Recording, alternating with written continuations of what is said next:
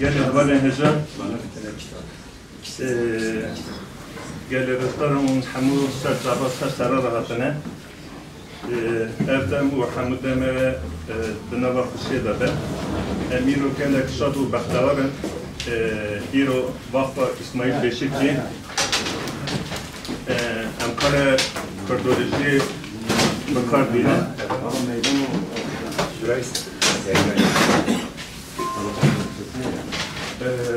Bakar dine.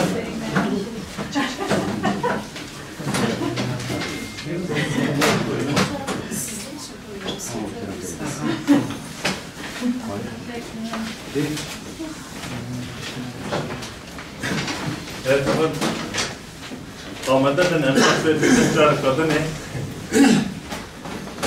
geli hemen varizdarım, umberi her tişte serçabasa sarar rahatını Emiro gele kevhaşın, şadu baktavarın, Vakfa İsmail Beşikçi, em kare kordoloji, kare kordavariye beklinin. İro mevaneme niviskar u lekoliner azad sanatçı, İro eme bahsa kitebaya yen ku şopakı iştine eme bahsa bir kitebe bikin u derhata kordavariye da eme demek ki baş derbaz bikin. Dema sebedil bahsa nivistandan edikin her tin dibêjin lazım merov derdorahı bikure. İro keke azad sanatçı derdorahı kolaya u îro pirtûkek çap kiriye, pirtûkê ronahî dîtiye. Birastî ev karekî gelekî baş e, em destpêkê dixwazin kekê me hêja nivîskar û lêkolîner Azad Sanatç em pîroz bikin. Bername me piştî axaftina kekê azad heva dikarin pir sexi bipire. Hine heva jî dikarin erkê şîrover bikin, ena jî dikarin rengekî bidine bername me. û daviye da jî kekê Azad Sanatç kitêba xwe ye îmza bike, heva bixwazin kitêbê bigirin, em derbasî îmzakirinê bibin.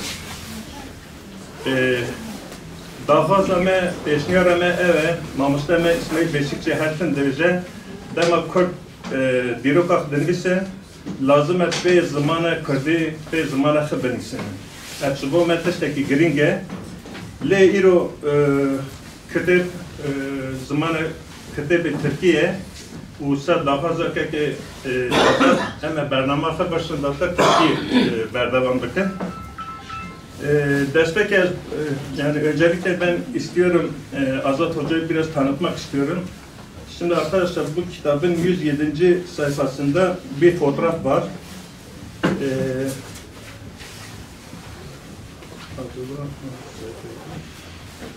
Evet, bu fotoğrafta İsmail Beşikçi, rahmetli Fekri Hüseyin Sanatç, Azad abi ve kardeşi var. Ve bunların yanında birçok Kürt siyasetçisi var. Şimdi birey olarak ben o fotoğrafa baktığımda yani bir insanın yolunun, yol arkadaşlarında belli olduğunu söylemek istiyorum. Daha küçük yaşlarda Azad Hoca'nın girmiş olduğu bir kurdavari yolu var. Aile olarak da İsmail Beşikçi hocamız bu aileyi değerlendirdiği zaman yani Kürdistan'da ender rastlanan bir aileden bahsediyor.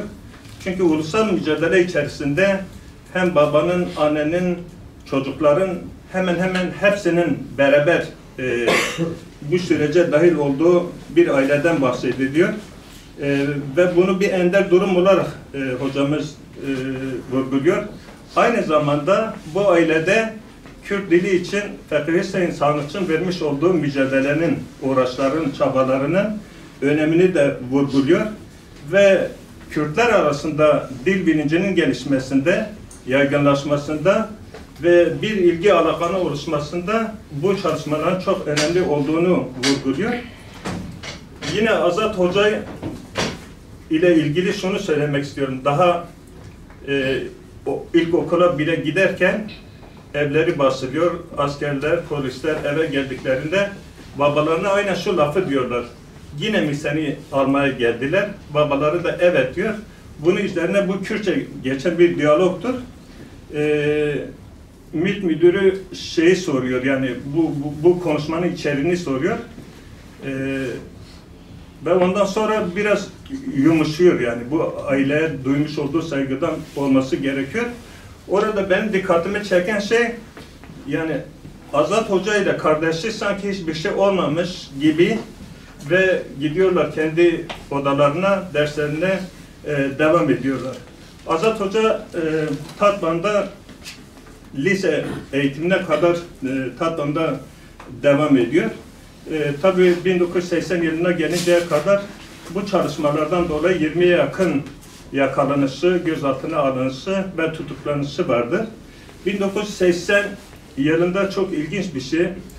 90 gün boyunca babası ve kardeşiyle birlikte 12 Eylül döneminde Tatvan Askeri Cezaevinde tutuklanıyorlar. 83 yılında ise Selimiye'de 30 gün boyunca babası, kardeşi ile birlikte kalıyorlar. Yani daha önceki tutuklanışında Nevzat ismindeki kardeşleriyle de beraber kalıyorlar. Dolayısıyla Azat Hoca'nın yaşamının çoğunluğu işte cezaevlerinde gözaltılarla geçen bir süreç oluyor. Kars, Erzurum, Muş, Tatvan gibi yerlerde kalıyor İstanbul'da. Bir dönem Rızgari hareketiyle beraber hareket ediyor. Daha sonra bir ayrılma süreci yaşanılıyor. Sonra Hakpar'da siyasi mücadelesine devam ediyor ve 12 yıl boyunca Merkez Yürütme Kurulu'nda parti meclis üyesi ve sonra başkan yardımcılığını yapıyor. Azat Hoca'nın bir de yazarlık yönü var. Bugüne kadar bilebildiğimiz 4 tane kitabı var. Bana Beyaz Bir Ad Getirin, Onlar Kardeştiler, 30 Gün ve İz Bırakanlar kitapları. Şimdi bu kitap her şeyden önce bizim için yakın tarihle ilgili bir kitap. Aynı zamanda bir yerel sözlü tarih çalışması olarak da değerlendirebiliriz. Şimdi devlet için resmi tarih tezi neyse, bizim için de şahitlerle yerelde yapmış olduğumuz çalışmalar, yerelde şahitlerle sözlü tarih çalışması kapsamında yaptığımız çalışmalar bizim için o derece önemlidir. Çünkü bizim ne bir arşivimiz, ne bir kütüphanemiz, ne de farklı bir durumun söz konusu. Dolayısıyla yani bizim burada yaşanan birçok şeyin kaybolmaması için yazı şarttır. Yani onun arşivlenmesi, yazıya dökülmesi gerekiyor. Tabii bu yakın dönemdeki şahıslar, olaylar, eğer bunlar yazılırsa aynı zamanda bir belge haline de gelir. Dolayısıyla eğer bu belgelenmediği zaman aynı zamanda onlardan sonraki süreçlere de veya diyelim kuşaklara da ulaşılmıyor. Bu da bizim için zamanla unutuluşa neden oluyor. Diğer bir nokta da belgeye dayalı tarih çalışmaları veya herhangi bir çalışma belgeye dayalı. Bunlar daha kalıcı oluyor ve bunlar zaman içerisinde bunların yıpranması söz konusu olmuyor. Çünkü tarihin kendisi dokümandır, belgedir. Belgenin, dokümanın olmadığı bir yerde de biz tarihte bahsedemeyiz. Azat Hoca bunu esas aldığı için Tatvan'a gitmiş, işte diyelim ki orada birçok yeri dolaşmış ve nihayetinde 1840 yılından önce 1870 yılında bu yana birçok kişinin hayat hikayesini yazmış ve biz de şimdi bugün oraya biraz daha farklı gözle bakıyoruz. Çünkü elimizde artık bir belge var. Aynı zamanda şunu da öğreniyoruz. Yani o tarihlerde başlayan ve tabii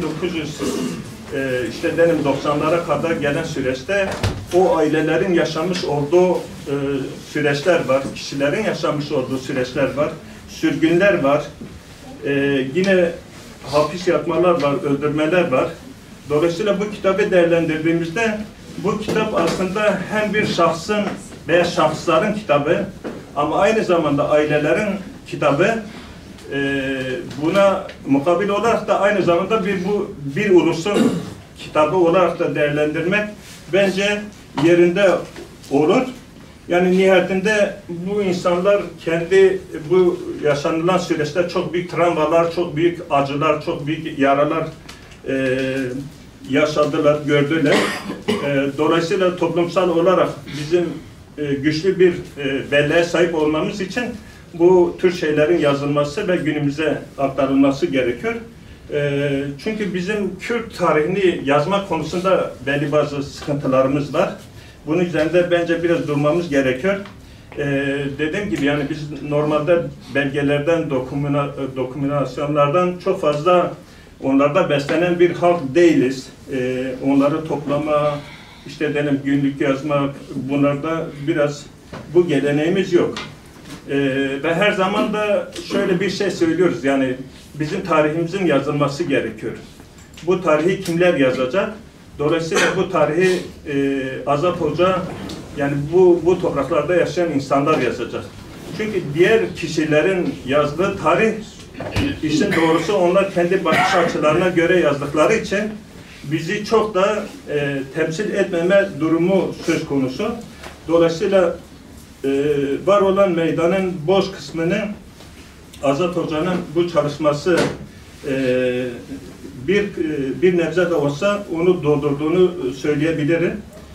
Dolayısıyla kurdurulucu çalışmaları yapılırken gerçekten çok büyük zorluklar da var.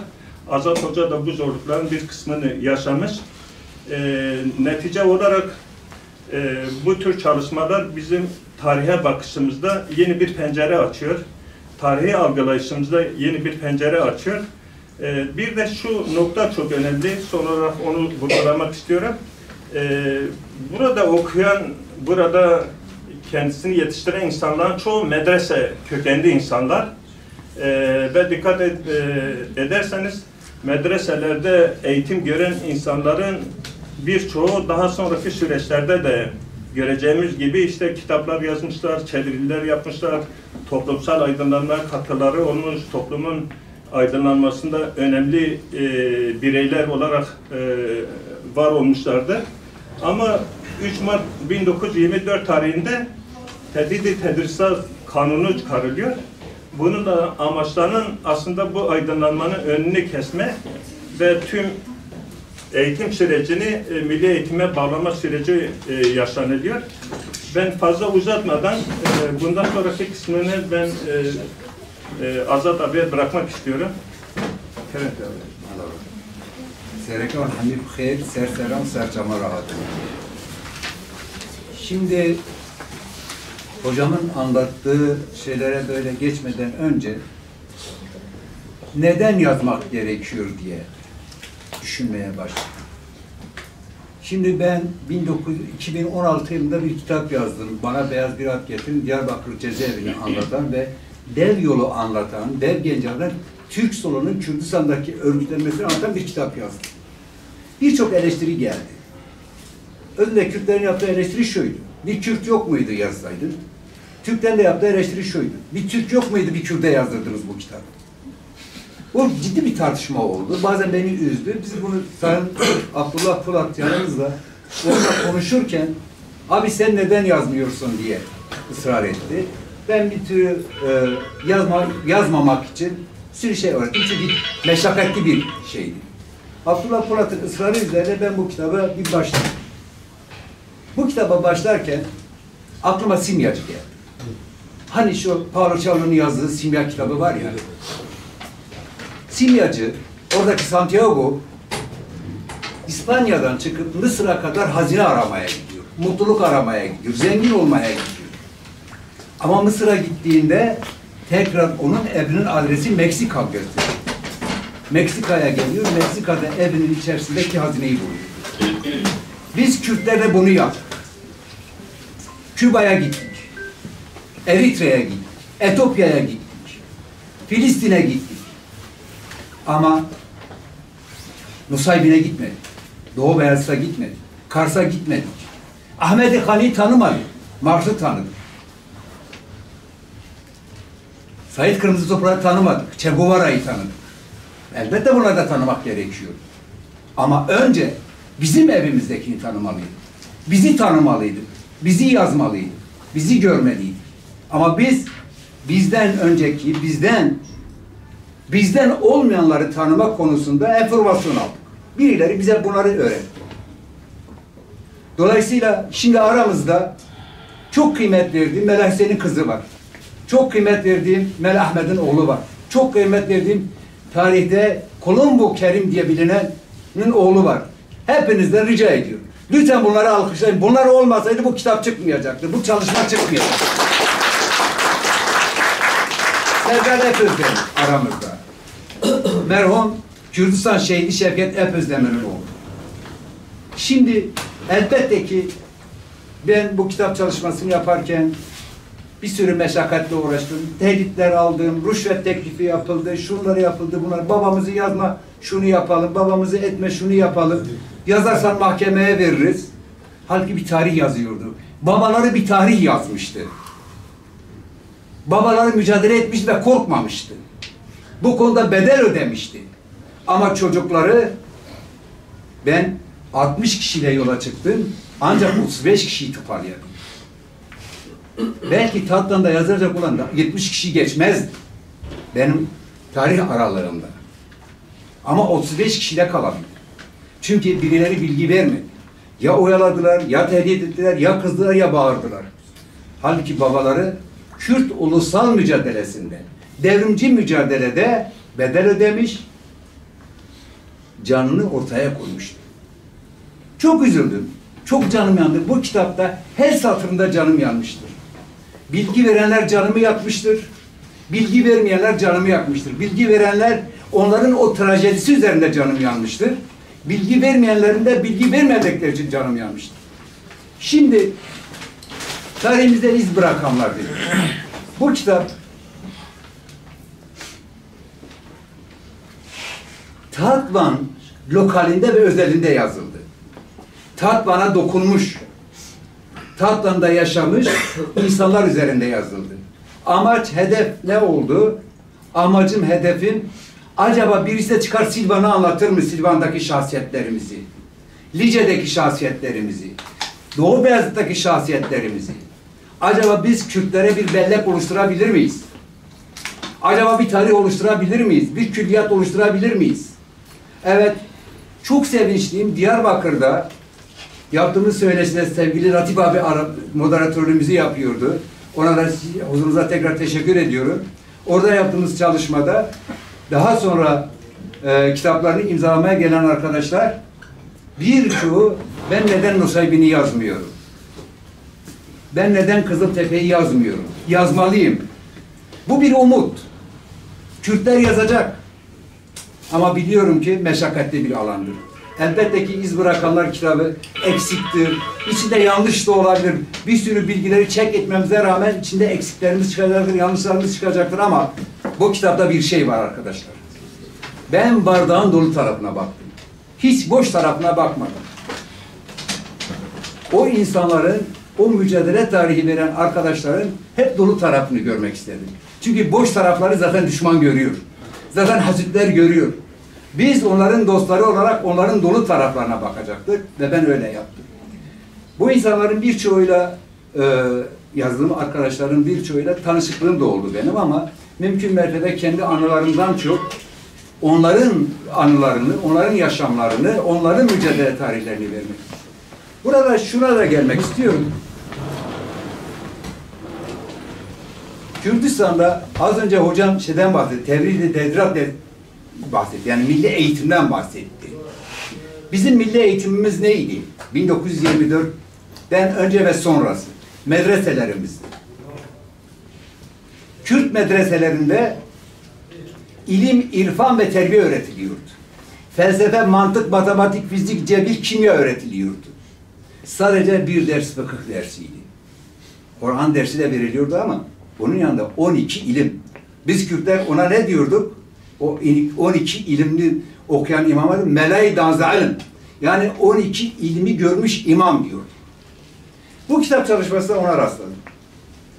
Medrese eğitimi görmüş, mücadele etmiş bu arkadaşlar Farsça, Kürtçe, Türkçe, Kürtçenin diğer lehçeleri birçoğu yanında İngilizce ve Fransızca da biliyordu. Arapça. özür, Arapça. Fransızca ve İngilizce ve Arapça. Yani en az 3 dil ve 4 dil üzerinde hakimlerdi. Bir şey daha dikkatimi çekti bu çalışmada. Üniversiteli arkadaşlarımız ve çocukları alınmasınlar ama genelleme de yapmıyorum, çoğunluk olarak söylüyorum. Medrese eğitimi almış imamlarımızın çocukları halen yurtseverliğe devam ederken, yazarken, çizerken örneğin aramızda Aynur Hanım var. Abdullah abimiz var. Latif abimiz var.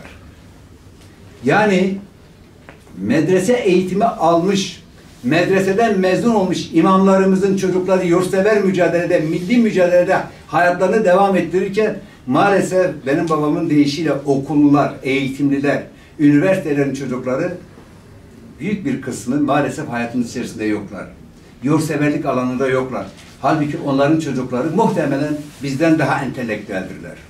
Bizden daha bilgilidir. Elbette ki burada Veysi abinin oğlu Baran'ı almak istiyorum. Elbette ki Baran gibi çok değerli dostlarımız da var.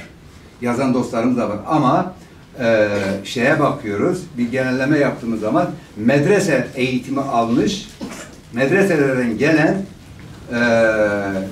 arkadaşlarımızın, büyüklerimizin çocukları yurtsever alanda her zaman kendilerini var etmişlerdir. O milli duyguyu taşımış ve milli duyguyu çocuklarına taşımıştır. Büyük ihtimalle benim babam tabii Melay Nazarı'ndaydı, 12 ilmi okumamıştı. Benim babam medrese, 4 yıl bir medrese eğitimi var. Büyük ihtimalle benim de biraz bu yurtsever yanımın şey olması babam o 4 yıllık medresesinden kaynaklı. Yani öyle diyor. Onun için fakir diyorlar. Onun için fakir diyorlar. Şimdi dostlar, işin açıkçası çok uzatmak da istemiyorum. Yani biraz didaktik bir şey yapmak istiyorum. Yani sohbet etmek istiyorum. Belki önümüze bir şey çıkar. Çünkü kitabın birinci baskısı tükenmek üzere. Bu çıkalı 10 gün oldu. Birinci baskısı tükenmek üzere. Biz yayıncıyla konuştuğumuzda acaba hemen yeni ikinci baskıya geçelim mi diye. Abi dedim bu kitapla ilgili daha çok tartışılacak, çok bilgi gelecek. Genişletilmiş baskı olarak düşünelim. Biraz daha bilgi toplayalım.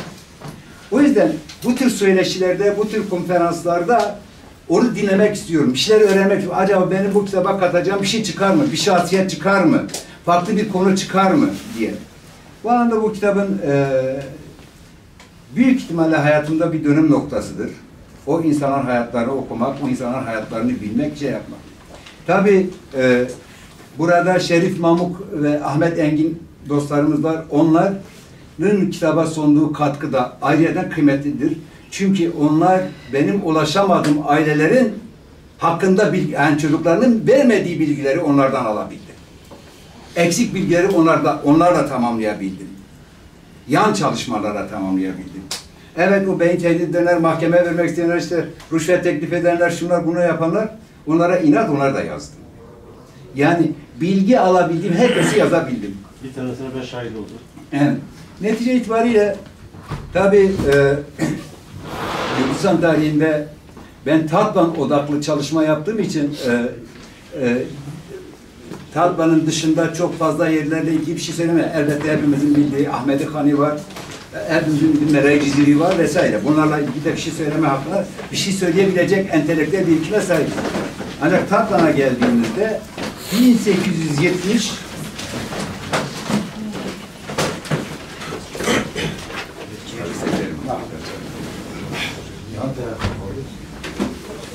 kitabı yazarken 1870 ve 1940 aralığında hedefledim.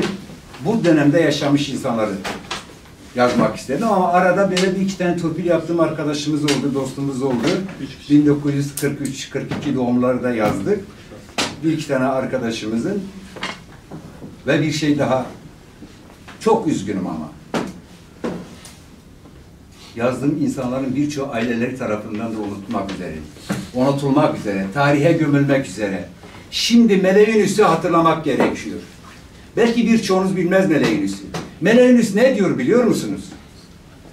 Diyor ki, ben öldüğümde eğer ülkem kurtulmamışsa sakın mezarında çiçek açmasına izin vermeyin. Seyyid-i Melih Hüseyin ne diyor?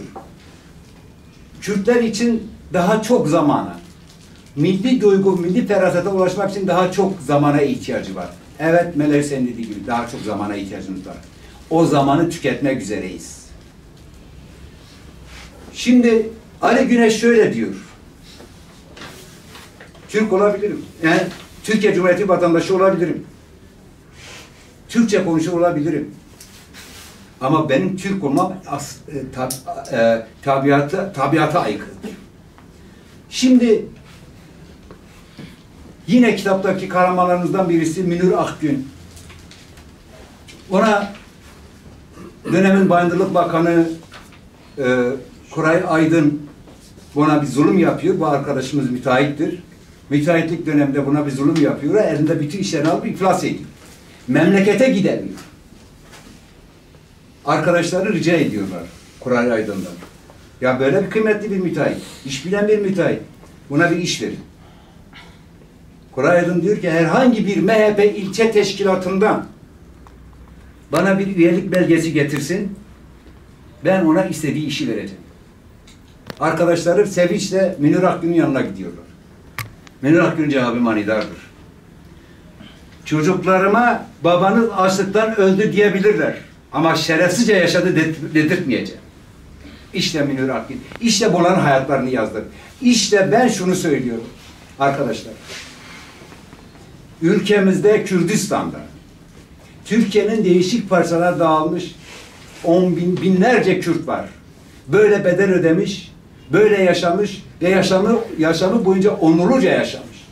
Ve bunların tek tek kaleme alınması, bir tarihi külliyatın oluşturulması gerekiyor. Ben daha fazla uzatmadan sadece şunu söyleyeceğim. Babamın bir sözüyle bitirmek istiyorum. O kadar da bir torpil yapayım. Eğer Türkiye'de Kürt yoksa beni Kürtçülükle yargılayamazsınız. Babam Kürtçülükle yargılandığında bu ülkede Kürtlerin varlığı inkar ediliyor mahkemeler tarafından ve mahkemede babamın Latif abi kendi kitabında bunu çok iyi de anlatmış. Netice itibariyle arkadaşlar buradan çıktığımızda ders notu olarak şunu bilmeliyiz. Bizim etrafımızda, bizim çevremizde yazılması gereken onlarca arkadaşlarımız var. Emektarlarımız var. O emektarların sayesinde bugün İsmail Beşikçi Vakfı'nda bir araya gelebiliyoruz. O emektarlarımız olmasaydı belki biz bugün burada olamayacaktık. Oturamayacaktık, belki benliğimizi de inkar etmiş olacaktık. Son söz, tabii her yazar için kendi kitabı çok kıymetlidir. Bir de benim 30 gün diye bir kitabım yayınlandı. Bu kitaptan bir hafta önce yayınlandı. 30 gün kitabı Mustafa Kemal ve Topal Osman'la başlayan, Mustafa Kemal ve Topal Osman'la başlayan Koçgiri'deki mezalimi anlatan, daha sonra bir işkence mağduruyla bir işkencecinin psikiyatrik kliniğinde trajik buluşmasını anlatan bir kitap. Roman formatında. Yine tarihi bir araştırma, yine tarihsel şey ama bir roman formatında yazılmış. Bu kitapta özellikle o Yusuf Ziya Hoca burada hep bana kızıyor ama o benim sol yanımı yazdığım bir kitap. Yani bu anlamda birer hafta arayla çıktı bu kitaplar. İkisi de sağ olsun Kürt halkı kitaplara kıymet verdi. Kitapları satın aldı ve ikisi de tükenmek üzere. Ben sözlerimi bitirirken hepinize tek tek diyor ki hoş geldiniz. Sefalar getirin. Sizlerle gurur duyuyor, sizlerle onur duyuyor. Teşekkür ederim. Teşekkürler Azat Hocam. Yani doğru yani Azat abinin üzerinde çalıştığı o geçmiş tarih yani şu an bizim için öyle bir geçmiş değildir yani. Biz bugün yine işte buradaki işte derim babaları için gelen veya derim ki o tanıdıkları için gelenler için aslında o tarih bugün de hala devam ediyor yani. Dolayısıyla yazmanın önemi ortaya çıkıyor yani. Yazarak olayları belgeleme, yazarak şahsiyetleri belgeleme bu bizim için, hepimiz için yani aslında yapmamız gereken bir şey. Azat Hoca'nın yaptığı bu çalışma bence ileride birçok kişi için, birçok ilçe için bir örnek olacak. Ben şimdi bu kitapla ilgili soru sormak isteyen ve derim ki yani herhangi bir yorum yapmak isteyen arkadaşlar varsa Biz Şefik abi'den başlayalım. Böyle. Öncelikle her iki kitap için Azad'ı diyorum, tebrik ediyorum. Güzel 2 tane belge bırakmış durumdadır. Ben iz bırakanlar konusunda bir iki şey söylemek istiyorum. Gerçi kitabın içinde de görüşüm vardır tabii, ayrı bir mesele, ama buradaki 35 kişinin hiçbirini de şahsen tanıma şansım olmadı. Keşke tanımış olsaydım. Örneğin bugün sağ olduğunu bilsem dünyanın neresinde olursa olsun bir gidip Colombo'yu ziyaret etmek isterim okuduğum için. Colombo Kenny. Yani Sevgili olan aramızda. öyle mi? Evet. Aman, yani ben kitabı okurken hayran kaldım. Hepsi son derece kıymetli insanlardı. Ben 18-19 yaşındayken, o zaman işte İngilizce öğreniyorum. Şöyle bir merakımız vardı. Bir tane turist görünce hemen gidip ona yani dilimizi geliştirmek için yanaşırdık. Ben sana bedava tercümanlık yapayım, gezdireyim diye şey yaparken böyle bir şeyimiz vardı. Yine Diyarbakır'da iki tane turiste, karı kocaya yanaştım. O zaman ben 18 yaşındayım tahminen. 18 ya da 19. Onlar da 70 küsur yaşındalar. Meğerse İsviçre'de 2 tane profesör. Dedim ki ya ben böyle sizi Diyarbakır'ı gezdireyim. Sizinle İngilizce konuşuruz. Ben de dilimi geliştirmiş oluruz diye. O gezme içerisinde onlar bana birini sordular. Yusuf Ziya Hoca mutlaka bilir. Benim köyümde mezarını da bildiğim Hoca-i Hasi'yi sordular.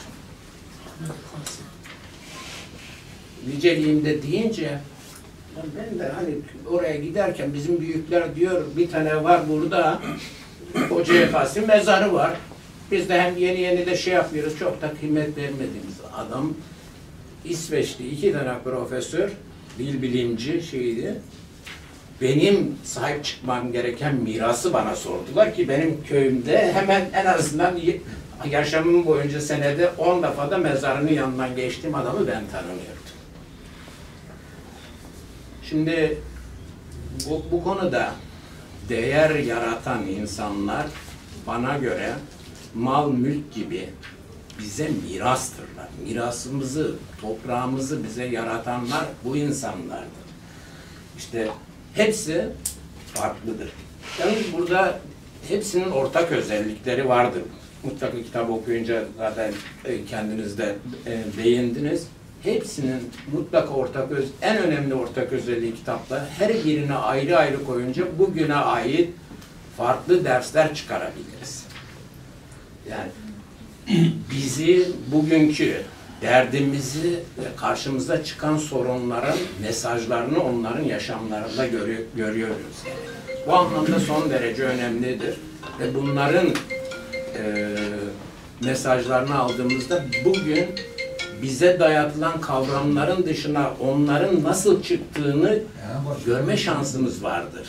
O görme şansı sunduğun için teşekkür ediyorum. Aslında soru sormak istemedim ama şu anda bir Colombo'nun adını kullandım ama çok hayran kalmıştım onu okuduğum zaman içerisinde. Diğerlerinin hepsi hayran olacak insanlardı ve bizim evin tapusu kadar malımız, mülkümüzdür. Sanki Colombo biraz aksiyon adamı olduğu ya için fark de. etme, yani hepsi öyledir de yani sizin babanızdır. Vallahi senin ne kadar mirasınsa benim de o kadar mirasımdır. Yani öyle düşünmekte yarar vardır. Ben arkadaşlar soru sorarlarsa daha iyi olur diye düşünüyorum. Evet. Başkan. Buyurun. Buyurun hocam. Gerçi Azad Bey'in İz Bırakanlar kitabını okumadım, buraya geldim. Onu söyleyelim öncelikle. İlk alanlardandır ama. Bu arada bir rahatsızlık geçirdim, kusura bakmasalar, yoksa okuyarak gelecektim. Şimdi tabii bizim için problem şu, biraz önce Nihat Bey de bahsetti. Resmi tarih ve yerel tarih söylemini gerçekten çok hayatımızın bir merkezine koymamız gerekiyor. Çünkü resmi tarih bizim yerel hafızamızı bir defa ortadan kaldırma üzerine kurgulanmış bir tarih. Dolayısıyla resmi tarihin kurguladığı bu jargon içerisinde büyüdüğümüzde kendi o yerel tarihimizi, yerel hafızamızı bir şekilde kaybediyoruz. kaybetmeye başladığımızda problem şu, süreç içerisinde o resmi tarih ağzıyla olup biteni değerlendirme problemi başlıyor ki ben buna oryantalist bakış diyorum. Yani biz kendi tarihimize, kendi durumumuza oryantalistçe bakmaya başladığımızda aslında kendi kendimize yabancılaşıyoruz. Onun için Azat Bey'in özellikle yazdığı İz Bırakanlar ve daha önce babasının yazdığı Portreler kitabı bu anlamda ailenin bize sunduğu önemli bir katkı.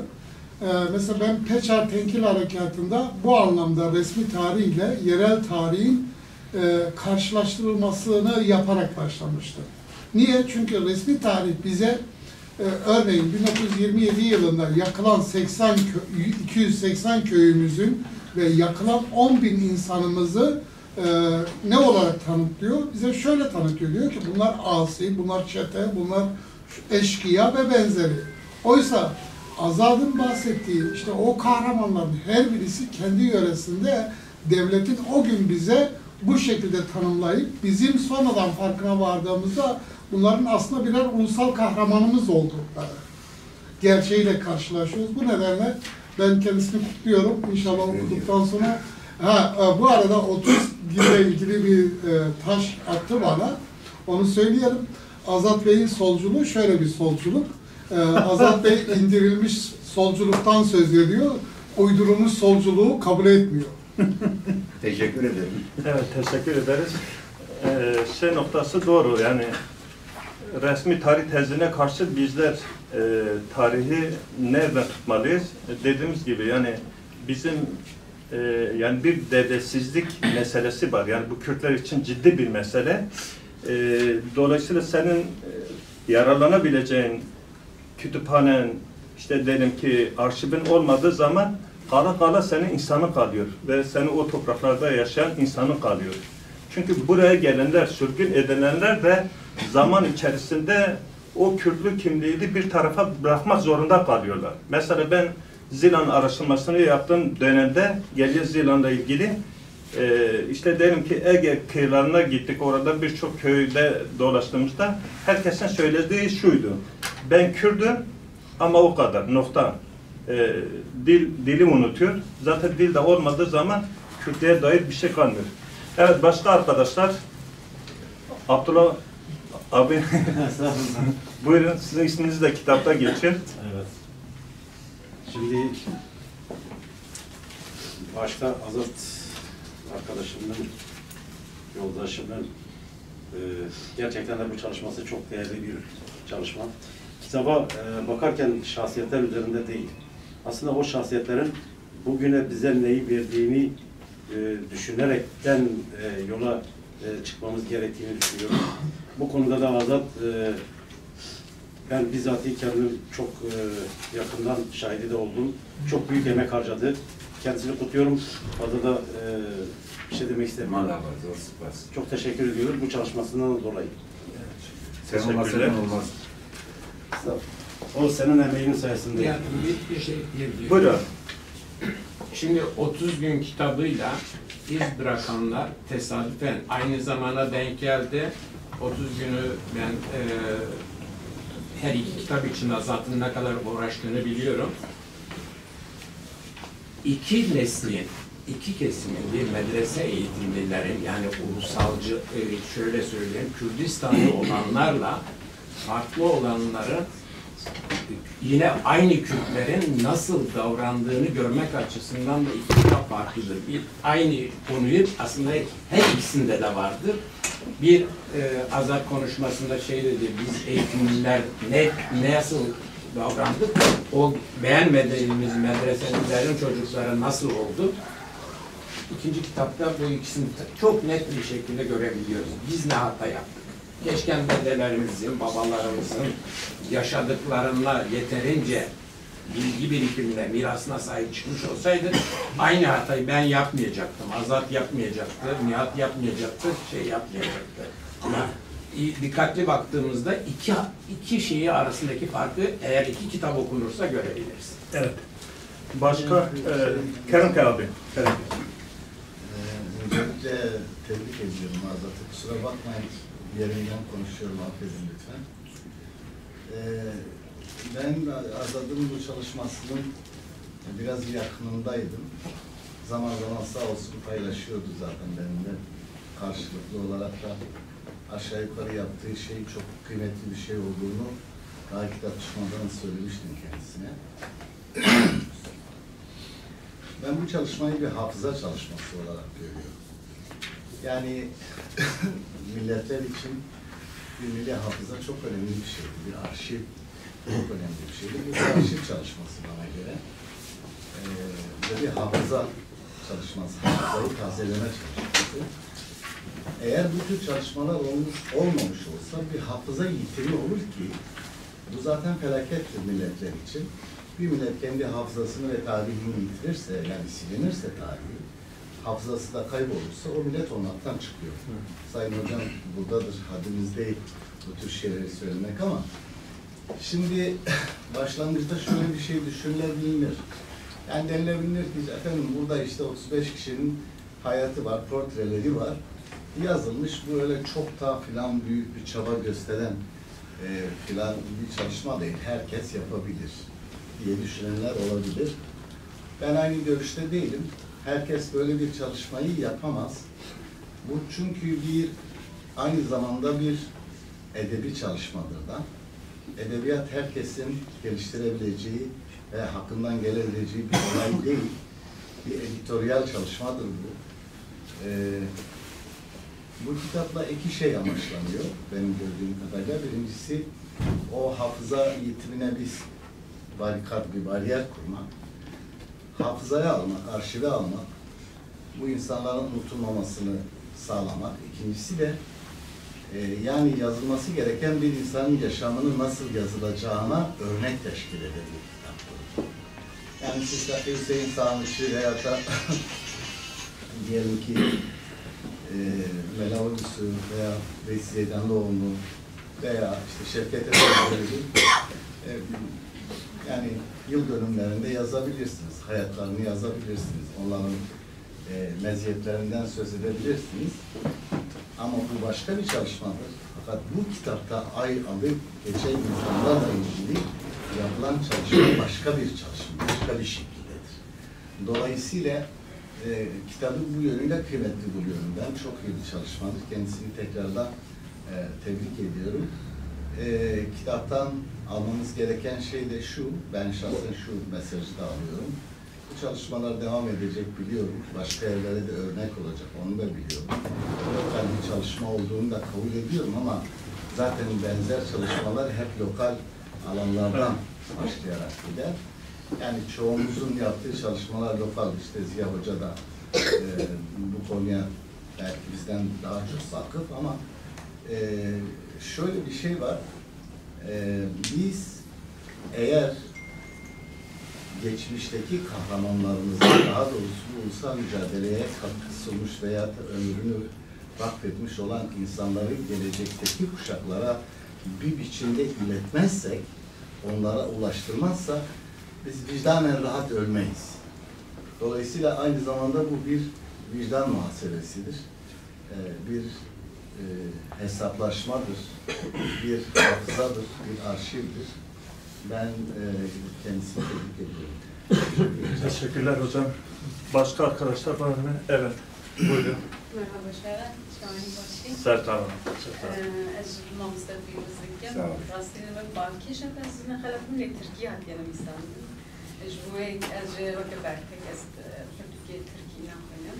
Jmeyiş ben. Salat sahse salamcı bir yer sasan Türkiye ez naxoyim.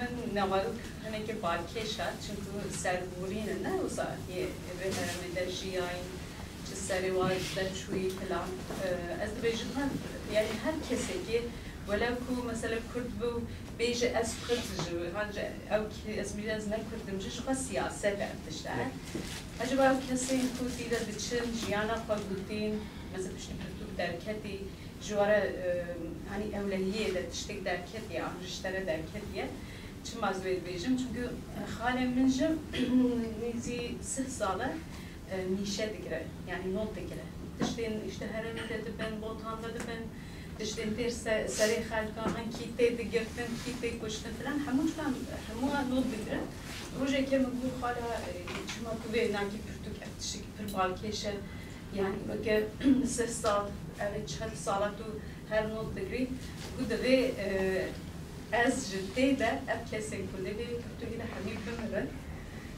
دور از بي برتوك داريخه چون ده ما برتوك داريخه است جبو مش أولوية شيء جبو كساجي أولوية شيء يعني çünkü her keseki yani ilk normal جبو كردستان ده زمان بشي يعني جبو أولوية يعني مروف كت بأولوية يعني جبو وقت سألو أجبر تركيا ده عن جبو وشان خاني عن جبو ده عن جبو كسين ده عن تشتكي صادركت يعني أجر مراح بكين يعني روجي كي تشتكي صار بأجر تقال من يعني جبو مراح بكين كوس باس Koçka Delal, tabi ev Türk muhtemelen tehakki da hende rakhni ne baş o rakhni baş debin. Çalışma kumru Türk nivisan İdeal Türk etenene ekhandavarana çıkar cephamkiyet de evi işlere beje. Mutlaka hende teşbin. Böyle hatta naha ay kokandine navarı ka Türk'ü begem kirine. Yani bu tane Türkiye'deki başa xabadaki ve çünkü tane birani avan cameran bir Türkiye'de tane. Aynı vakte da ev camer vakti wan da harekete şahsi çebiye bas harekete şahsi çitke. Bas Hasan Begi خویت که حسنی که خالد بگه حسنی بحث حرکت بلیسید که یعنی وقتی قدام وان دا او بیار کچیبیه بحث وان بیار آنجید که yani دیروکه کی yani hem دیروکا وان جامرانه hem دیروکا کردستانه 1870 yani bu tecrübetin değinme yani evet atıf giriyor şu anda. O yüzden tabi bir anne ki verçede. Le ezebibicim ay kuhatne nivîsandın kedo emekan hemi entelektüeliye. Nava entelektüeli Kürdün. Yani belki hem de hava ısrar bugün ev arsukat Kürdün. Ev zanayı Kürdün. Navavanda öyle ki hem leşkeri kiriye, çekdari kiriye, peşveri dijmen da şar kiriye hene. Navavanda öyle ki Türk nivîsandına tepuşin da ne hene. Navavanda mesela behnadik gekşevi mesela Kolumbu Kerim ki Kolumbu Kerim istihbarat elemeniye Berzaniye. Yani her yeki tabi çabuk embesa Kolumbu Kerim fikrin nava Portekiz'de embesa harekete Berzani jitkin. Veya bahsed Mam Celal jitkin. Tabi sebikası Portek ne tane bir anina ban cameran ve beravanda tabi tane malbat racime haber ne dacit. Gayri malbatı hene melli kulinde emçuna gündevan, çuna bajarevan, emçuna şehrevan, emçuna badostevan hendeci Portekan me everkir. Ansubediyan da Portekan'da hakimada çıkart yani bir sandın. Sebikası Portek de mutlaka çağı kuteci kutit rahnebin rahneci serserime serçaveme eğer ku rahne kume peş ve behere emi mutlaka Portek'a kadar devam iken encam bediren var. Rahne kuşmera bejin ya bu adamı ben tanıyordum. Vallahi bu adam böyle değildi. De o cehebin bana bir şey yapıyor. Böyle kullanmazına koymuş. Cehebin bejin çıktı. Peki Kerem. Herkes Sayın Hocam ve kişiye çok teşekkür ederim. Saygılarımı sunuyorum. Sayın Hocam demin değindiniz de yazıların çok önemi vardı. 90'larda hocamın bir yazısını okumuştum. Eğer yanılmıyorsam 2000 dergisinde çıkmıştı. Bu yazı bana gün verdi. Halen ben o noktadayım. Teşekkür ederim hocam. Geri havalimanı orada Rasi, Kertek, Emekek, Rujan, belki Şaban, belki Salavi tamam bu. Türkiye'deki şoför, Norveji, iz bırakanlar. Seride bir noktada şehri kuduran. Böyle iz bırakanlar ne diye Kürt'ü diyor. Ay şu bir ona tutuyor. Sabiyat, deavcı be inşallah. Deavcı be. İnşallah. Laura, filozof etikçiler en şey vardı. Bizi hem Türkiye hem Kürt'ü en iyi ölü güç gittiği zaman izi bırakanlardır. Yani halka hizmet yapanlardır. Dolayısıyla bizim yazarlarımız da aynı görevi yapıyor. Hizmet yapıyor halkına. Halk bu hizmetleriyle uyanıyor. Çok güzel bir şeydir. Ben mutluluk diyorum sayın arkadaşıma. Değer de veriyorum. Ha şöyle olabilir ya, ben gerçi bunu içeri okumadım. Ne olursa olsun kutsal bir şeydir. Bir hizmettir. Bir emektir. Demin biraz siz kendi söylediniz ya, çok zorluk çekti. Zorluklar çekilmedi, bir şeyler de ortaya çıkmaz. Mümkün değil yani. Ben bu Eleştiri bu kadar olacak, beklemiyordum. bir Babam eleştiri yazılıyor ne olacak. güzel diye bekliyordum. Tabii. Her şeyde olabilir ama devam et git. Devamlı bekleriz. Bir konu daha değinmek istiyorum. Gerçekten bizim halkımız, yani daha doğrusu Civaka Kurdan Embeci, kadro kıymet adına Embeci'ni biz kar yapar, Embeci'nin dürükman yapar, Embeci'nin dürükman yapar, çipe bile abi, en değer nadene var. Liser her Kurdaki fazla şu dole çuvarı da bile be işte çandırın nere Kurdan halkına destek ediyor hem aburi hem limanevi. Bir havayda zor spasken Marat'a hava berdemayı kalmıştı. Sağ olun. Ben bir şey eklemek istiyorum. Ben tabii bu kitaba başlarken atıyorum işte Ahmet Bey'i, oğlunu arayacağım. O benim babamı yazıyor, sevinecek diye beklerken yaşadığım o şey, rica, minnet, yalvarma, yakarma, ayaklarına gitme. Halbuki ben şeyi bekliyordum yani, o babam yazılacak. Ne kadar hemen katkı sunarım. Bu kitapta bir şey yaptım arkadaşlar. Hiç sayfa kısıtlamasına gitmedim. Burada okuyacağınız sayfalar ne kadar toplayabilmişsen, aile ne kadar bilgi vermişse o kadarını koymuşum. Eğer bir sayfa vermişse bilin ki o aile bana yeterince katkısı olmamıştır. Bir sayfalık katkı. Her birisi, emin olun, bu kitapta yazan 35 kişi, her birisinin ayrı ayrı 35 tane kitabı çıkacak insanlardır. Mücadele tarihleri vardır. Emin olun buna. Hiçbir tanesi sıradan yaşamadı, sıradan da ölmedi. Hepsinin ortak bir dileği var. Hepsinin ortak bir dileği var. Ben ölürsem, ülkem kurtulmamışsa, gelin mezarımın başında halay çekin. Bana müjde verin. Mezarımda çiçek açmasın diyerek ölen insanlardır bunlar. Ama benim aradığım, işte az önce hocam Şefik abi söyleyince şey yaptın, aklıma geldi. Gerçekten ben böyle büyük bir umutla o arkadaşları ararken, evlerine giderken, yanlarına giderken beklediğim, ne kadar güzel şeyi beklerken hüsrana uğramıştım. Ama Abdullah, Latif abi ve Şerif abinin katkılarıyla, Ahmet Engin'in katkılarıyla, diğer dostların katkılarıyla, onların, Serdar'ın katkılarıyla, pozitif enerjileriyle enerji kattım kendime ve o enerjiyle yazmaya devam ettim. Ve bu tabii bir sürü işte aşağı yukarı bir 10-15 bin kilometre yaptık yani anlamda bu insanlara ulaşabilmek için. Kolektif bir çalışma. Tabii yani şimdi, hayır ben şunu söyleyeyim. Hiçbir yazarın kitabı kendi kitabı değildir. Kolektif çalışmadır. Ama kendisi editoryal çalışma yaptığı için, kendisi edebi kendisinden kendi duygularını kattığı için onun ismi oradadır. Hiçbir yazar, mesela ben kendimin çok da öyle şey değil, ben araştırmacıyım, iyi bir araştırmacı olduğunu düşünüyorum. Yani o görev düştüğü zaman ben gider alan çalışması, saha çalışması yapan birisiyim. Yani ben bir önceki kitabımda ama onlar kardeşler kitabımda Tiflis'i anlatmam gerekiyor. Ben gittim 2 gece Tiflis'te kaldım. Hep bu kadar yazmışım Tiflis'i. Yani Tiflis'i görmeden, Tiflis'i bilmeden, Tiflis'in arşivine girmeden Tiflis'i yazmak mümkün değil. Bir araştırmacı olarak. Ancak benim bütün çalışmalarımda Latif gibi, Abdullah gibi, Şerif abi gibi, Ahmet Engin gibi, İsmail Hoca gibi, Yusuf Ziya Hoca gibi bir sürü arkadaşın katkısı var. Onlar olmasaydı, zaten kitapta da söylüyorum, siz olmasaydınız bu kitap olmaz. O yüzden bu kitap Azat Sancı sadece ismi orada. Hepimizin kitabı. Bu emeği geçen arkadaşlarım gerçekten çok ciddi emekler verdiler. Yani başlarına etini yedim. Yani Latif abiyle, ya Latif abi perişan ettim ya. Şey değil. Serdar hele, Serdar. Abi şu bilgi, abi şu fotoğraf, abi şu bilgi. Şurada bir eksik var mı yok mu? Dolayısıyla Bu iz bırakanlar kitabı özellikle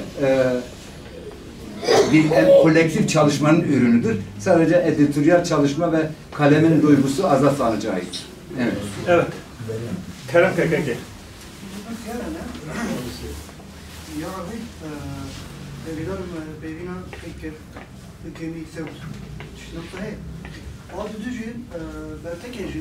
ما تاب هم نکرد راست. دکاری نکرد. Kerem KKK.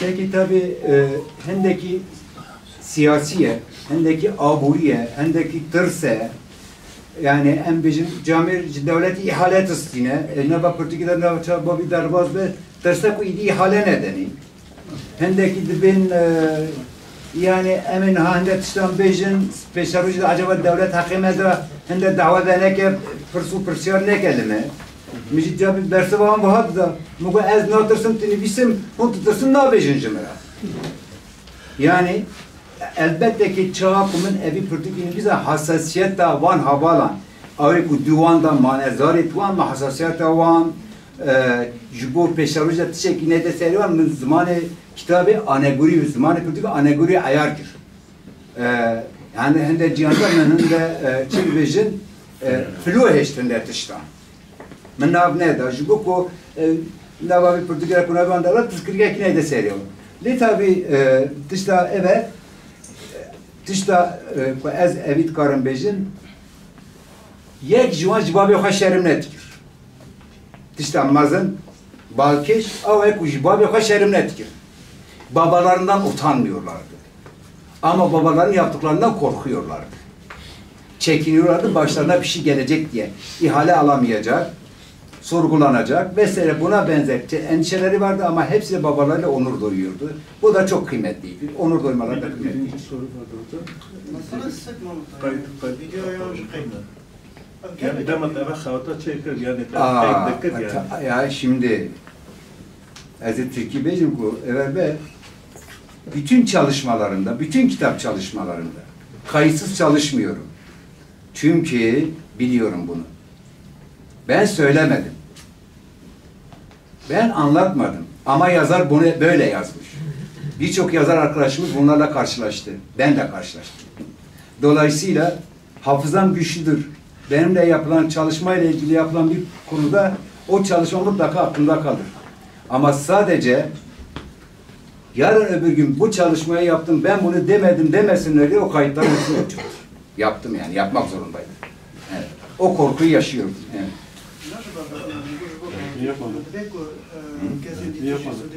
Sen ki yapmamışsan demek senin babanla ilgili bir şey yazmamış. Kerem KKK. Kerem önce nereden başlayayım? Serdar Hoca başlarsa benden güzel konuşur, baskın çıkar. O yüzden o konuşmaz. Sen şimdi öğrencilere ders veriyorsun ya. Latif abinin dediği gibi kitap aşamasında her ne kadar çok yakın olsak da kitabın bitmesini beklediğimiz aşamada biraz heyecanımız oldu haliyle. Tabii bulunca kitap elimize geçince şunu fark ettik, hepsini bilmemize rağmen. Hani derler ya dünyada en iyi buluş nedir? Kimi der internettir, kimi der saattir, kimi der pusuladır, kimisi der zamandır. Mesela Sokrates'ten başlayan bir pilotundan devam eden şey, kendini bilmek, kendini bulmak. Bu çok önemli. Kitabı elime aldığım zaman ve okuduğumda kendimi buldum. Dolayısıyla beni bana buldurduğu için, bunu dizelediği için teşekkür ediyorum. Bizi burada birbirimizle bir araya getirip bizi buldurduğu için Salah Hocam'a almış. Teşekkür ederim.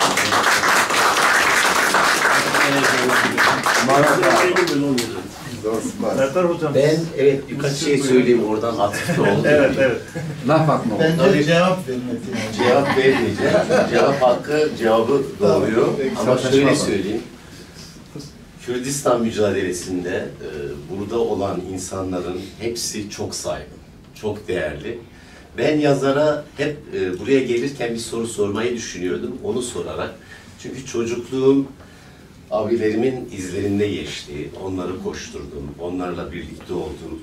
Sonra çok değerli bilgeleri tanıdık. O bilgelerle kendimizi aydınlatmaya, dünyamızı aydınlatmaya, sonra başkalarını aydınlatmaya çalıştık. Ama Azat abime çok samimi bir soru sormak istiyorum. Kürdistani olarak zaten mücadele aşamalarını ben gördüm. Böyle bir tarihe not düşme itkisi size yalnızca atalardan, genetikten mi geliyor, yoksa yaşam biçiminizden mi geliyor? Bunu hep merak ediyorum. Yazarların tümüne hep bu soruyu sormak istiyorum. İtkiniz nedir? Yazarken sizi buna yönlendiren asıl içgüdü nedir? Çok teşekkür ederim. Çok teşekkür ederim. Şimdi arkadaşlar, ben birçok Kürt ailesinden çok şanslı bir aile içerisinde büyüdüm. Yani Bak Hüseyin Savcı'nın oğlu olmak kıymetliydi. Çünkü Şakir Epezdemir onun evine geliyordu. Şevket Epezdemir onun evine geliyor. Said Elçi, Said Kırmızıoğlu, İsmail Beşikçi, Beyce Buran'ından tutun bir sürü gelen gideni vardı. Babam hiçbir zaman bize solculuk ve Kürtçülük üzerine, Kürt milli duygularına bir şey anlatmadı. Ama bizi akvaryumdaki balık gibi evin içerisinde tuttu. Odada tuttu, o konuşmalara, o sohbetlere tanık olduk. Elbette Deniz Gezmişler idam edildiğinde gözyaşı dökmüştüm. Küçüktüm. Ama evdeki o atmosfer, o habitat beni Deniz Gezmişler için gözyaşı döktürecek kadar duygusal bir şey oluşturmuştu. Bu anlamda şanslıydım. Çünkü Fakir Hüseyin Sarıncı'nın oğluydum. Şanslıydım. Benden 4 yaş büyük abim vardı, ablalarım vardı. Kürt ulusal mücadelesinde bunlar bir şekilde hayatın içerisindeydiler.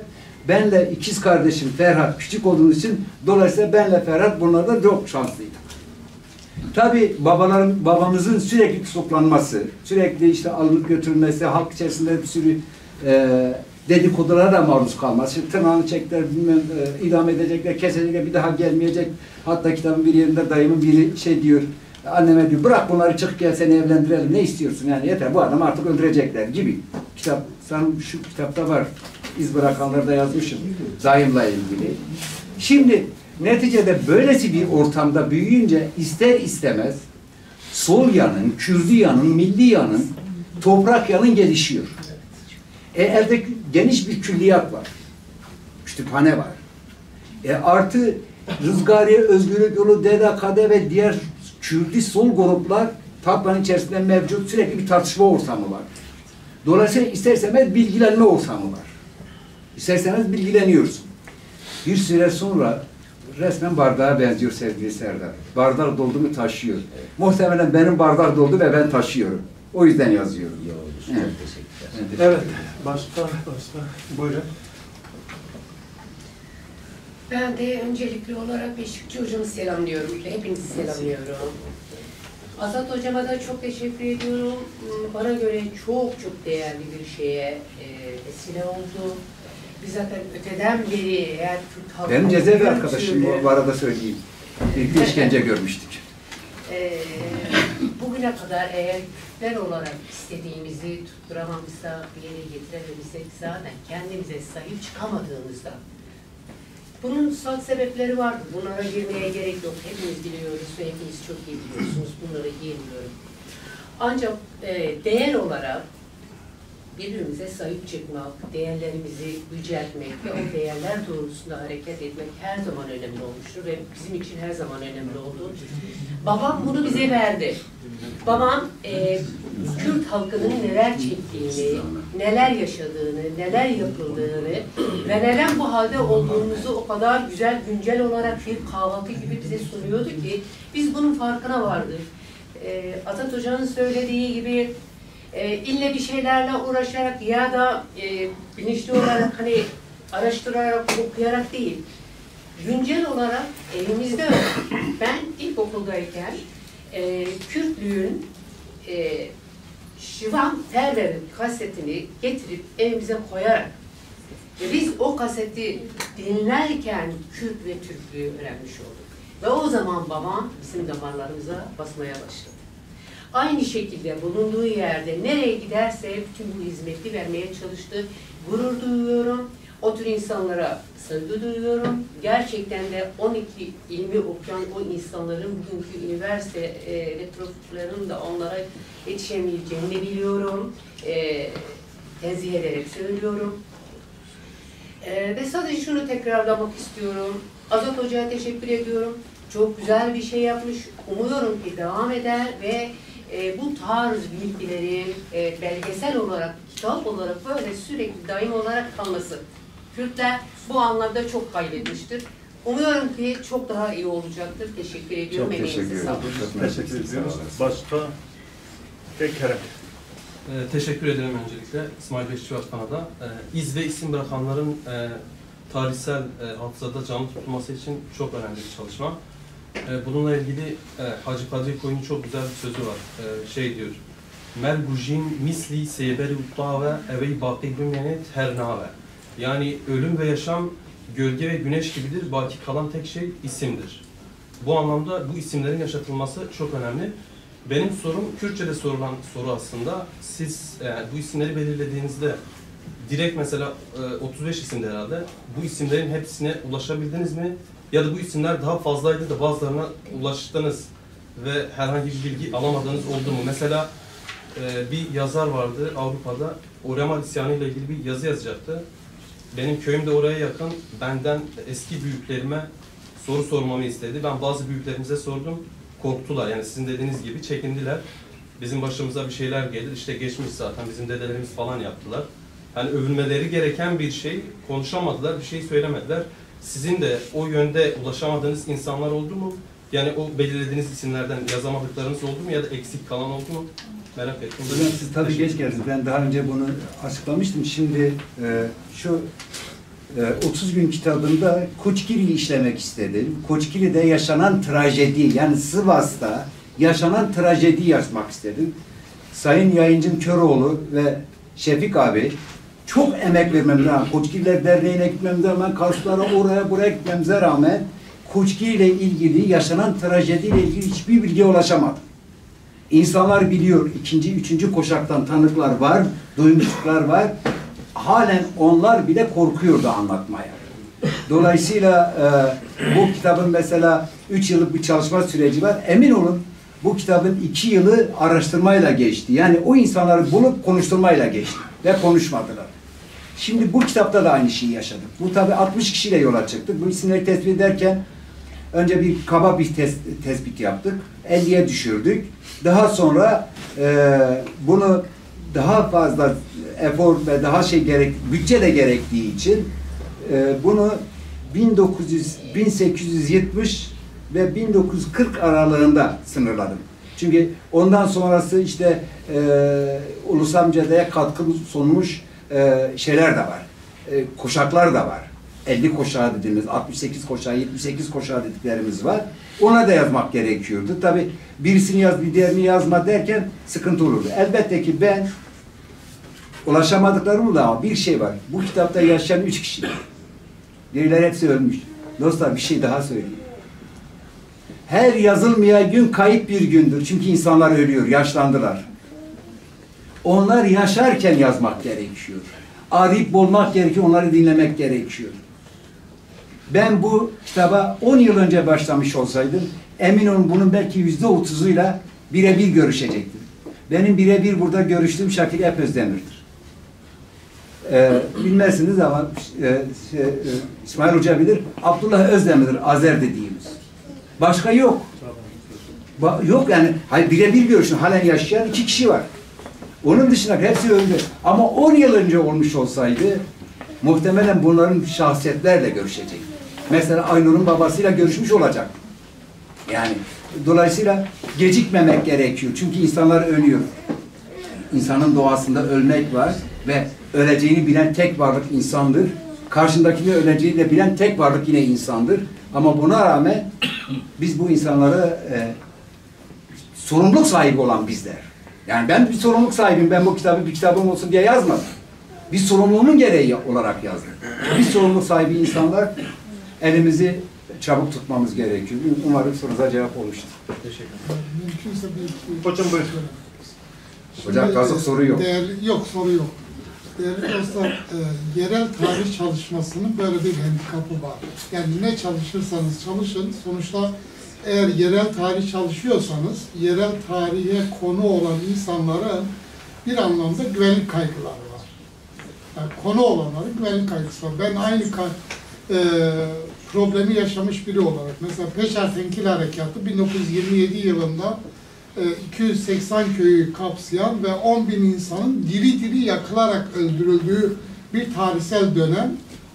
Bölgede Lice, Palu, Genç, Sola, yani o bölge içerisinde Kulp ve Hani bölgesi. Şimdi bölgede o olaylarla ilgili tarih çalışması yaparken insanların %90'ı konuşmuyor. Yani sizin konuşturabildiğiniz ancak %10 civarında ya insan konuşturabiliyorsunuz ya konuşturamıyorsunuz. Şimdi problem şu aslında. Bu insanlar bilmiyor değil. Bu insanlar korkuyor da değil. Bu insanlar kendilerinden sonraki neslin biyolojik varlığına yönelik bir kaygı taşıyor. Ki Peşertenkil Harekatı'nda benim köyüm yakılmış bir köy ve sağ olsun İsmail Hoca da üzerine bir yazı yazmıştı. 76 insanımız diri diri yakılmıştı. Ben o köyde büyüdüm. Sorduğumuzda diyordular ki kaçakçılar köye geliyordular, devlet o yüzden köyü yaktı. Bakın bunu devletin planlayarak 280 köyü yaktığı bir katliam döneminde köylü veya baban veya deden sana dönüp diyor ki ya diyor işte kaçakçılar geliyor. Dolayısıyla devlet o kaçakçılardan dolayı bizim köyü de kara listeye aldı. Şimdi bunun anlamı korku değil aslında. Anlamı şu. Sen senden sonrakinin biyolojik varlığını garantiye almaya çalışıyorsun. Benim gördüğüm buydu. Bunun için değinmek istedim. Azat Bey'e gelen sorularla alakalı. Teşekkür ederim. Yani bir de buna ben bir ek yapmak istiyorum hocam. Evet, Nihat Hocam da biliyorum. Zilan'ı çalışmış. Evet. Yani aslında çok ilginç bir konu.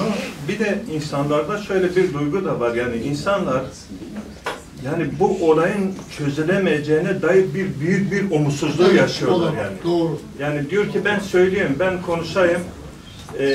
Peki netice ne olacak? Yani ben biliyorum ki herhangi bir şey çıkmayacak. Ona rağmen yine bunun yazılması gerektiğini söylediğimizde onları ikna etmek gerçekten çok büyük bir şey yani. O diğer belirttiğiniz şeyler de var. Arkadaşlar şimdi biz yavaş yavaş imza şeyine geçeceğiz. Kerim. Yani kusura bakmayın, bir hocanın konuşması üzerine seyirciye de soru sorma hakkımız var değil mi? Hem Azat hem seyircinin kendisi cevap verecek bir şekilde söyleyeyim. Şimdi izleyicidir, seyirci değil. Ya biz değil. Bizim şeyimizde. Şimdi ben kitabı okudum. Yani şey değil. Bütün bu büyüklerimizin çok önemli bir özelliği var. Kendi çocuklarının ve yakınlarının gelişimine çok önem vermişler. Özellikle eğitimine çok önem vermişler. Kendi eğitimleri de dahil olmak üzere. Büyük ihtimalle medreseden geliyor. Azat ben konuşurken dedi ki Colombo'ya özen gösterdin dedi. Yani hepsi aynıdır. Ama bir başka şey var. Çok korumacılar. Çok korumacılar. İnanılmaz bir şekilde kendinden sonraki nesili koruyorlar. Şimdi hemen arkada benim çocuklukta abim sayılacak bir arkadaşım var. Lice'de babasının ve onun sadece babası açısından söyleyeceğim. Ben Erbil'de öğrendim ki, tabii ki çok kıymetli bir amcamızdı, dayımızdı. Erbil'de öğrendim ki 50'li yıllarda, 60'lı yıllarda boş zamanlarında bu ve birkaç kişi için gidip Mala Mustafa'nın yanında peşmergelik yapıyorlarmış. Sonra yaşlandıklarında gidip onlara aşçılık, yemek yapıyorlarmış diye. Oradaki insanlar ben Liceliyim deyince benim amcamı, şeyleri bana sormaya başladılar. Ama bizim bundan haberimiz yoktu. Aydın senin babanın gidip orada bu işleri yaptığından belki de haberin yoktu. Çünkü çocukları koruma duygusu var. Yani bir örnek anlamında söyledim, bir canlı örnek olarak. Acaba Yusuf Ziya Hocam'a sormak istiyorum ve tabii Azat da cevaplayabilir. Kürtlerin, siz alan koruma konusunda iyi bir çalışmanız da var. Koruma duygusunun, kendini koruma duygusunun etkisi var mı bu tutum üzerinde? Onu sormak istiyorum. Azar zor soru buraya geldi. Vallahi kazık soruydu. Vallahi kazık. He. Yani sen çok mu çalıştın bu soruyu? Ya ben çok... Neyse o soru bana değil, Buyurun hocam. hocaya da değil, şeye değil. Muhtemelen o soru sana. Hocam şey. Evet. Şimdi değerli dostlar, ben biraz önce söyledim, hocam da söyledi. Gerçekten bir koruma duygusu var. Ama bu koruma duygusu bizim biraz aslında Şefik hocam gerçekten de alandan gelen bir koruma duygusu. Tarihsel süreçte Kürdistan'ın topraklarını alansal olarak düşündüğünüzde, belki alan korumada da o iddiadayım. Tarihsel dünya egemenlik savaşının sürekli geliştiği bir nokta. Yani dünyaya egemen olmak isteyen güç kimse o dönemde bütün gücünü nereye harcıyor? Kürdistan topraklarına egemen olmak.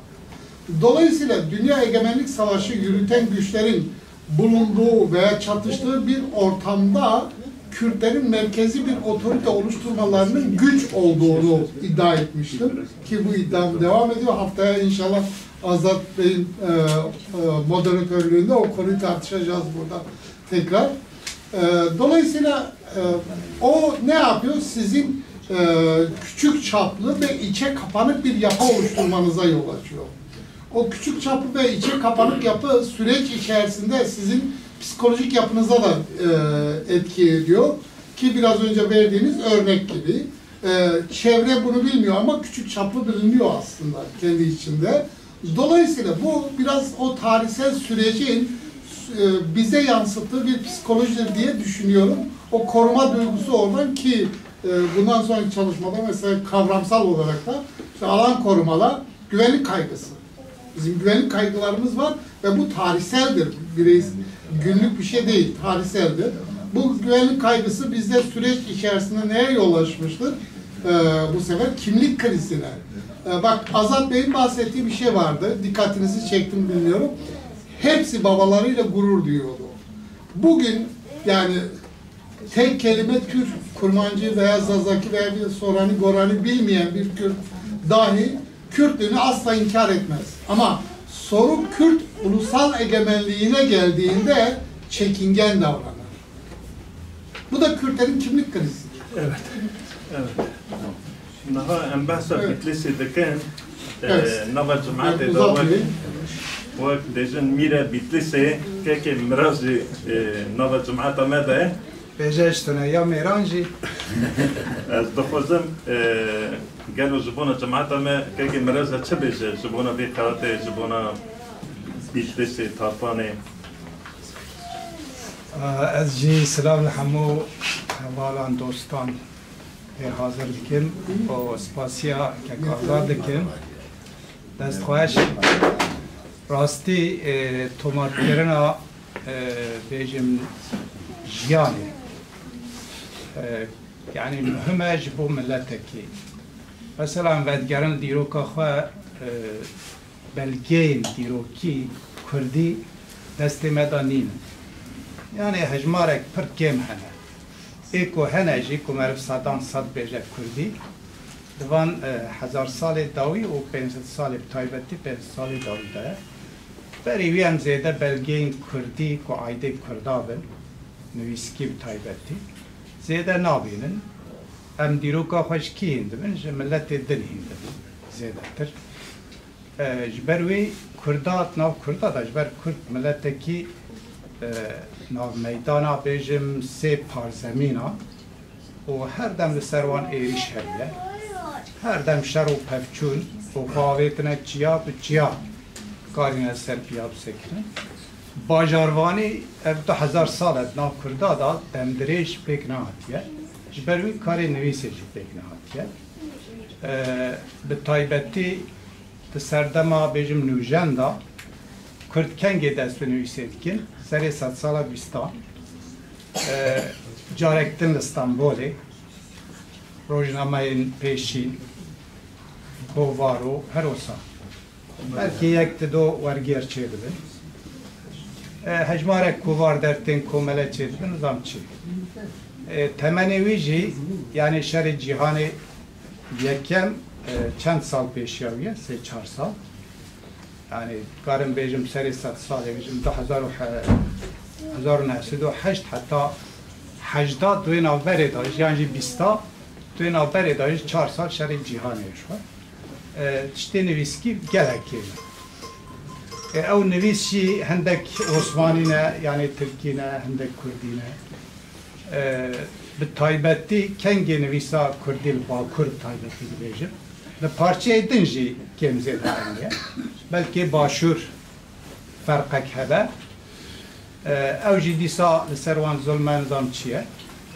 سال هفته داده پید که یعنی جارا اول او جی تمنوی 4 سال یعنی کوار درتخن چند کتابان درتخن زیده برهم کردی بتایبتی بیشیا سال هشته جی نینن یعنی جارا اول مرود کاره ها به برفرهی بیجه تایبت سبا کرد کم پشته 1900 نوت یک نوت دو یعنی جوی دست بید کرد و پشتی وی دیرو که حتی نها ام دبینن کلب بورکی گلک مزن کردال دو خواهشتیه یعنی آلیه نویسکی ده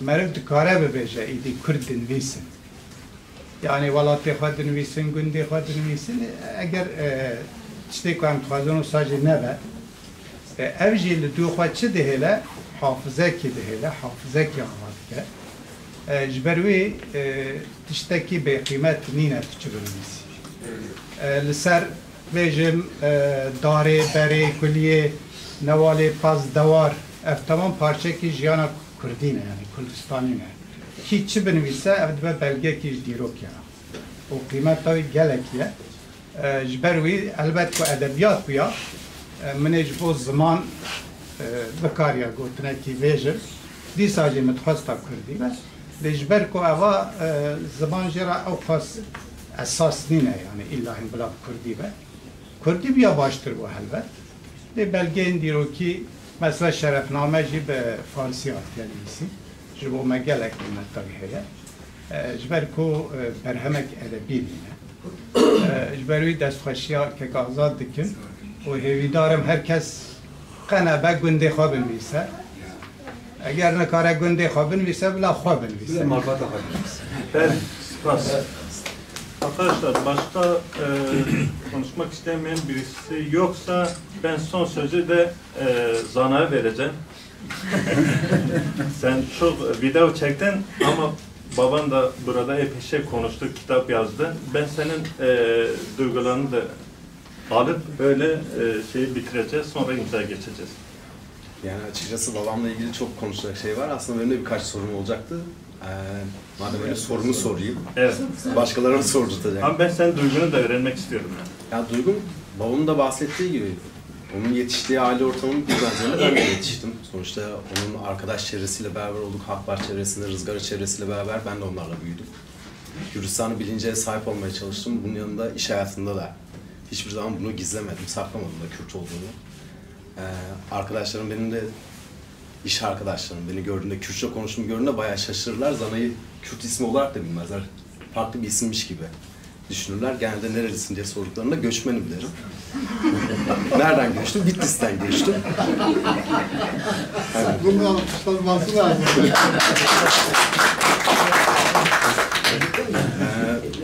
Bunu kaybetmemeye çalışıyorum. Çocuklarıma da bunu aşılamaya çalışıyorum haliyle. Ama belki şunu da sormak istiyorum. Nokia'nın kurucusunun şöyle bir şeyi vardı. Ona şunu soruyorlar. Neyi yanlış yaptınız da şu an yoksunuz? O dönemi çok başarılı bir elektronik devre.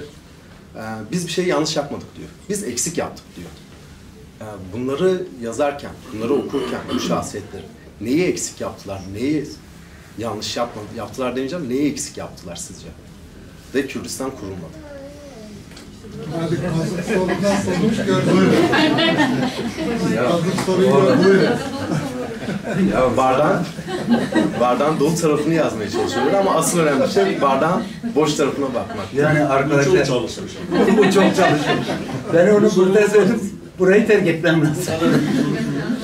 Ya ben bu arkadaşı tanımıyorum bir keresinde. Ya sevgili Zana, elbette ki eksikler oldu, yanlışlar oldu ki biz başaramadık. Ancak sadece eksikler, yanlışlar bizden dolayı değil.